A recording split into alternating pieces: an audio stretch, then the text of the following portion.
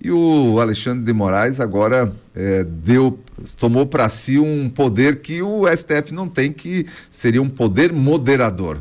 Onde é que nós vamos parar? Cada vez está sendo dado um passinho a mais. Cada vez mais ele busca ou inventa algo na legislação que não existe, né? E infelizmente ninguém consegue controlar ele, né? É uma situação que não existe, não tem o porquê acontecer, né? O correto é justamente suspender essa tentativa, porque o presidente da República ele tem essa prerrogativa de criar alguns decretos, mas não um decreto como esse do IOF, que visava apenas a questão arrecadatória, né? E aí foi que entrou o Congresso para fazer um novo decreto suspendendo isso, né? O que seria justo de se demonstrar e de se cumprir, já que somos um Brasil democrático, né, um país democrático, seria a voz do povo. Então o Congresso nos representa. Então automaticamente somos contra essa taxação adicional. E o governo vem aí num discurso dizendo que isso não vai atrapalhar, né, que é um imposto do pobre, né, mas que vai ser cobrado apenas dos ricos, né? E a gente sabe, a gente já falou isso aqui na última vez também, que isso impacta lá no teu cartão de crédito, no teu financiamento, no financiamento que é a empresa, né? Então, para a empresa, se coloca muitas vezes a empresa como vilão, mas a empresa, quando ela tem um imposto adicional, para ela é um custo. Então, quando ela vai fabricar um produto para vender, né, a gente tem que entender assim, ela vai usar insumos, materiais, ela vai usar a mão de obra e ela tem os encargos, os impostos que ela vai ter que pagar para o governo. Tudo isso entra na conta para depois lá no final ela ter aí uma margem que ela vai colocar em cima para poder vender o seu produto. Então, isso para a empresa é o custo. E sobra o quê, né? Sobra aí para a população, né? E aí hoje, dentro dessa incerteza que se gerou, vamos esperar, né, o que vai acontecer nessa decisão do ministro. Eu acredito que se ele tiver um pouquinho de consciência, né, o que a gente espera, né, é que realmente ele cumpra a legislação. Esse papel de mediador, eu acho que é uma forma de ele tentar que as duas casas, né, tanto o Congresso ali, no caso, o presidente da República, entre no consenso de algum deles aí ceder um pouquinho para não ficar tão feio, porque a imagem do governo, ela saiu muito prejudicada nessa última semana, né? Ainda mais, apesar que nós temos aí nosso presidente já começando a fazer campanha, né? Nessa última semana, quando teve lá na Bahia, disse que já vai ter aí, não fiquem surpresos se ele se reeleger em 2026. Então, nos preocupemos. Quem é que vai ficar surpreso? Quem é que vai? Ninguém vai ficar surpreso, claro, se ele se reeleger em 2026. E ali, inclusive, uma das falas dele de ontem, ele disse que não há nenhum número. Veja o que o Lula disse, gente. Vou falar para você aqui que está em casa também. Independentemente aí do seu partido, enfim, né? Porque o dado é o dado, a informação é a informação. O Lula disse ontem em um discurso de que não há nenhum dado negativo no país. O único dado negativo é a taxa Selic de 15%, mas que não depende da gente. Isso não depende da gente.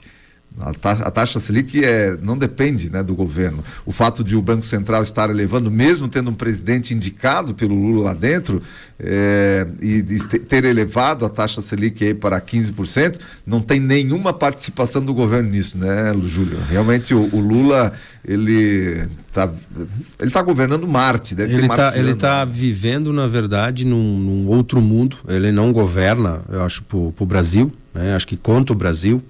Acho que é um pensamento que essa turma do PT tem, né? A gente viu aí, estava comentando antes aqui, que ele me sai daqui, ele vai lá para a Argentina visitar uma ex-presidente que foi condenada por corrupção, né? Então a imagem do Brasil, começando lá fora, né, está muito, muito prejudicada, né? Então aí quando a gente vem para o Brasil, a gente vê que assim, a gente teve em 2024, fechamento do ano, aí um aumento na arrecadação em 10%.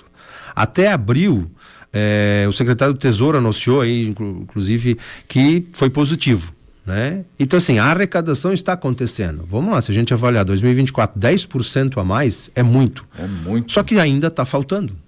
É muita viagem, não tem muito fundo, ministério, é um poço sem fundo. É muito gasto. E agora ainda com essa cobrança do IOF, que automaticamente vai impactar, se infelizmente for aprovado, né, na vida de todo mundo, né? Eu estava verificando aqui justamente uma reportagem que, segundo a Confederação Nacional do Comércio, 78,8% das famílias estavam endividadas em maio. Maior índice desde novembro de 2022, que é naquele período da pandemia. E de lá para cá, as famílias não estão conseguindo se reestruturar. Por quê? Porque a tua renda, ela não aumenta 10%. Quanto é que é a database aí dos sindicatos agora, das nossas categorias? 5, 5,5%, 6%. Só que está tudo muito mais caro. E tu não consegue colocar uma taxaçãozinha em cima de alguém para aumentar, né? Vai lá na tua empresa, não tem. A margem está diminuindo. E o governo é que não está demonstrando isso. Então, se fosse realmente uma forma transparente que o governo mostrasse, não, é necessário equilibrar as contas públicas, mas nós também estamos cortando na nossa carne, né? Então, o presidente que foi lá visitar a Argentina devia ter pego aí algumas dicas com o Javier Milei, né? Que está conseguindo tirar a Argentina aí justamente de um buraco deixado pela esquerda peronista da Argentina e está conseguindo reestruturar com cortes nos custos públicos, nos custos da administração, com cortes em funcionalismo público, cortes em despesas desnecessárias. E é isso que está faltando aqui no Brasil. E eu não digo apenas a nível nacional. Tem muita prefeitura, não aqui da nossa região, mas a nível nacional, que está gastando muito mais ainda do que o próprio governo federal. Então são situações, são pessoas, e isso a gente tem que começar a colocar na nossa visão depois, quando a gente começar a falar novamente em eleições, né, se ele é bonitinho ou se ele é competente. É isso que a gente tem que começar a colocar, porque é esse cara que vai administrar o nosso dinheiro. Não se coloca uma pessoa incompetente para administrar uma empresa. E a gente coloca, às vezes, uma pessoa que ele é queridinha, fala bonito, para administrar o seu dinheiro público, que é de todo mundo. Pois é, e uma situação que a gente tem que levar em conta também e discutir por aqui é que nós já estamos em período pré-eleitoral, já estamos em campanha. Os governadores já estão em campanha para a sua reeleição, aqui, ou para colocar aí o seu substituto, deputados federais, estaduais já estão em pré-campanha aí para suas reeleições também, ou para se eleger, né, esses que têm intenção aí de ocupar alguma cadeira, por exemplo, aqui na Alesc, aqui Mas vamos começar, quando a gente vai começar a falar de eleição, então, já que de pré-campanha que já está acontecendo, será que dessa vez, Júlio, nós, na próxima eleição, será que a gente consegue novamente, depois aí do sucesso com o Laércio Schuster Júnior na primeira eleição, candidatura dele, depois não conseguiu manter, mas nós tivemos o Laércio lá. Agora, com o que está se desenhando, com esses nomes que estão sendo ventilados aí para ocupar uma cadeira na Alesc. Agora vamos falar aqui da nossa região, a representatividade aqui da nossa região. Será que nós vamos conseguir dessa vez colocar alguém lá? Quem é o nome aí que você vê despontando para essa possibilidade? Olha, eu gostaria que a gente tivesse, né? É importante para a nossa região, né? A Pérola do Vale, a nossa região do Vale aqui, ela teria condições de ter esse nome, né? Tanto o ex-prefeito de Indaial, quanto o nosso ex-prefeito de Timbó aqui, que fez um bom trabalho, mas às vezes acaba não se tendo essa união coletiva, né? Porque daí cada partido, e esse é o problema desse multipartidarismo, deveríamos ter aí uma direita, uma esquerda, um republicano, os democratas, como tem nos Estados Unidos, né? Salvo as suas coligações independentes, se fosse o caso, mas que se unisse, né? Então, se cada partido começa a lançar o seu candidato, e aí tem aquele candidato lá do oeste que acaba vindo tirando voto aqui também, aquele outro do litoral, né? Então, isso acaba prejudicando. Mas eu vejo que, né, temos bons nomes, né? Bom se a gente conseguisse unificar isso, né? A gente sempre torce o nosso da casa, né? Que fosse o nosso da casa, mas daí mais para frente a gente vai ver como é que vai ser essas coligações, né? Que não saiam brigando, né? Pois é, esse é o problema, né? Mas a gente vê hoje, né? Hoje a gente tem nomes como o André Moser, o ex-prefeito lá de Indaial, sendo aí já um pré-candidato à LESC. Nós temos nomes como Jorge Krieger, no nosso ex-prefeito, que já se colocou à disposição e com intenção realmente de concorrer. A gente tem o próprio professor Fabrício, que parece que tem uma possibilidade dele vir para as fileiras do PDT e aí se candidatar aí a deputado estadual pelo PDT. A gente tem do MDB, que foi vereador aqui na última legislatura do MDB, o Fibes, né? O Haroldo Fibes, que também cogitou a possibilidade de lançar uma candidatura aí Então só aqui a gente já tem 4 nomes sendo ventilados, né? Então, dentro da cidade, né? Dentro da cidade a gente já tem alguns que a gente não consegue entrar num consenso, né? São pessoas boas, pessoas com boas intenções, iniciativas, né? Mas acaba justamente rachando, porque a gente sabe que lá no final tu precisa daquela quantidade, né? Eu acho que temos bons nomes, talvez até hoje conduzindo alguns municípios, mas eu sempre acho que a sua dedicação, se você se comprometeu para conduzir o teu município, tem que ser no teu município, né? Então deixa terminar o período primeiro e aí depois busca aí alçar esse desejo, né? Que isso na verdade é pessoal, né? Se a pessoa não quer, não adianta, né? Muito bem, são essas questões, né? Já estamos em pré-campanha. E o governador Jorginho Melo, essa situação do Jorginho Melo com o prefeito lá de Chapecó, João Rodrigues, né? Porque aí a gente vê também uma espécie de um racha dentro da direita catarinense, porque o João Rodrigues é um defensor aí da direita, é um bolsonarista raiz, né? Sempre defendeu muito aí o Jair Bolsonaro, só que o apoio efetivo, oficial do Jair Bolsonaro deve vir para o governador Jorginho Melo. Então, será que o João Rodrigues vai bancar mesmo essa candidatura até o final? Será que lá no ano que vem, ou quando chegar a hora mesmo, ele vai para uma cadeira no Senado, que é uma possibilidade que se ventila aí também? Enfim, como é que você vê essa questão em nível catarinense agora, estadual? Hoje a gente vê uma direita muito mais numerosa, né? Eu não digo estruturada, né? Mas acho que um pouco mais numerosa de alguns nomes, né? O que acontece é que quando isso se não for planejado, a gente corre o risco de a gente ter um PT no segundo turno, Santa Catarina, como a gente teve na última eleição também. Mas o Jorginho vai justamente disputar aí o segundo turno, né? Realmente o prefeito de Chapecó, eu estive em Chapecó no final da semana passada, né?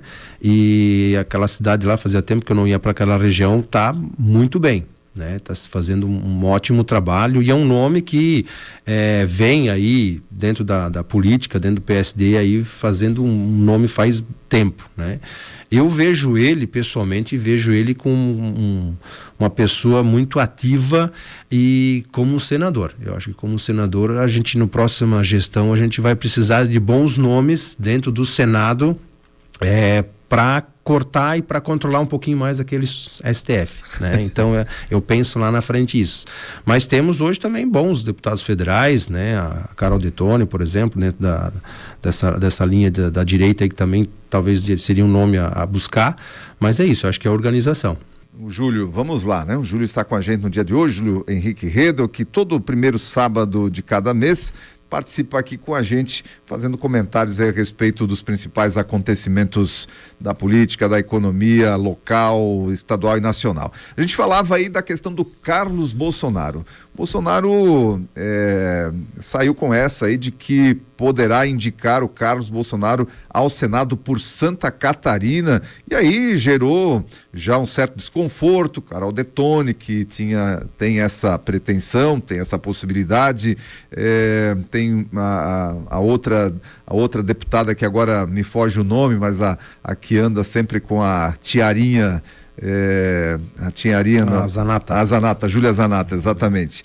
A Júlia Zanata, que inclusive participou, ela está mais mais engajada nessa ideia, inclusive participou de um vídeo do João Rodrigues aí, enfim, como é que você vê essa possibilidade ou essa indicação de Jair Bolsonaro? Teria sucesso? Será que o pessoal votaria no Carlos Bolsonaro aqui em Santa Catarina, mesmo ele não sendo daqui, e a gente tendo nomes que poderiam ocupar um cargo aí no Senado, uma cadeira do Senado?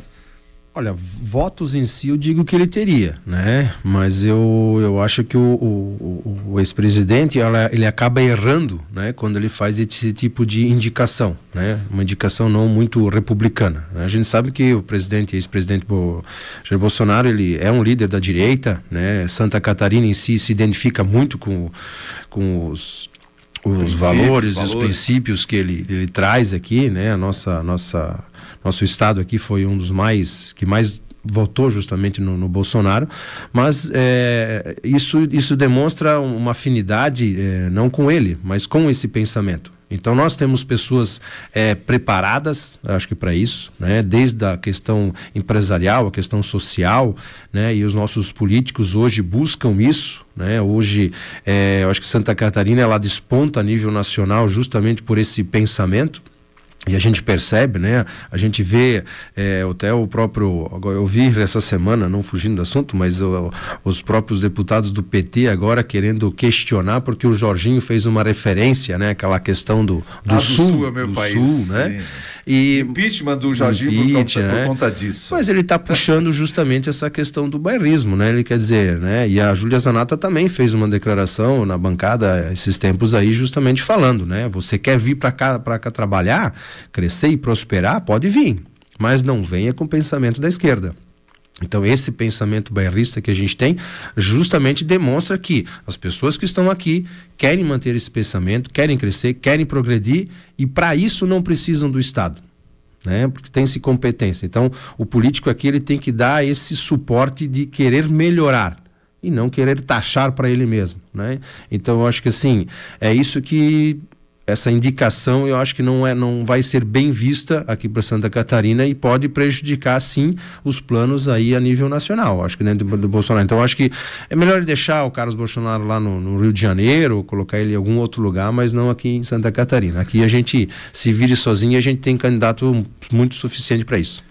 Vamos falar baixo para ele não escutar, né? Mas a gente estava falando de candidato aí a deputado estadual, até federal, enfim, ele não se definiu ainda, mas tem um nome aqui da nossa região aí que está muito bem cotado aí também para uma dessas cadeiras, que é o Arão Josino. O que você me diz? Não, com toda certeza. Esse é um rapaz aí, como a gente estava falando antes, fala baixo para ele não escutar. Aí. Que que é das pontas, né? Eu acompanho ele aí desde a época que ele ficava lá na casinha do lado do Raimundo Colombo, quando o Raimundo Colombo era governador, né? E de lá para cá vem numa ascensão muito boa e é um rapaz que representa muito bem a nossa região. Com toda certeza é um nome muito forte aí para estar disputando. Mas vamos falar baixo.